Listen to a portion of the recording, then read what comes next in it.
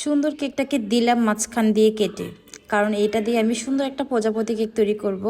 তো অন্য একটা বোর্ডে হচ্ছে আমি ওই দুইটা পার্টকে এইভাবে সেট করলাম আর মাঝ বরাবর একটু করে অংশ কেটে নিব। আর এই ধরনের কেক কিন্তু করতে আমার খুবই ভালো লাগে, কারণ নতুন একটা ডেকোরেশন করতে পারি। আর আমার পেজে কিন্তু অনেক ধরনের প্রজাপতি কেক রয়েছে, এটা হচ্ছে নতুন একটা ডিজাইনের মধ্যে আমি করেছি। যেহেতু এটা হচ্ছে আমার নিজের পছন্দ মতো করার আমার সুযোগ ছিল। এরপর একটু কালার নিয়ে এইভাবে আমি স্প্রেড করে দিলাম। এটা খুব ইজি ওয়েতে ডেকোরেশন, বাট ফাইনাল লুকটা কিন্তু ভালোই এসেছে। দুইটা কালারের কম্বিনেশনে আমি এখানে কাজ করেছি, একটা হচ্ছে ইয়েলো আর একটা হচ্ছে একটু স্ট্রবেরি রেড কালারটা অল্প পরিমাণে এখানে ব্যবহার করেছি। এরই মাঝে বলে রাখি, ঢাকা সিটির মধ্যে কিন্তু আমরা সব জায়গাতেই কেকের হোম ডেলিভারি দিয়ে থাকি। হোমমেড কেক আমাদের কাছে অর্ডার করতে চাইলে আমাদের পেজে ইনবক্স করতে পারেন। আপনাদের পছন্দ অনুযায়ী কেক আমাদের কাছে অর্ডার করতে পারবেন।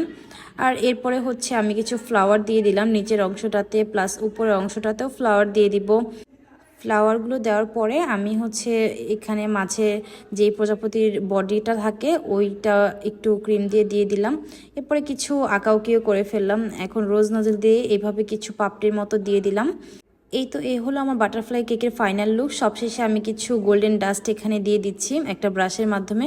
আপনাদের কাছে এই বাটারফ্লাই থিম কেকটা কেমন লেগেছে সেটা অবশ্যই কমেন্ট করে জানাবেন। Thank you everyone.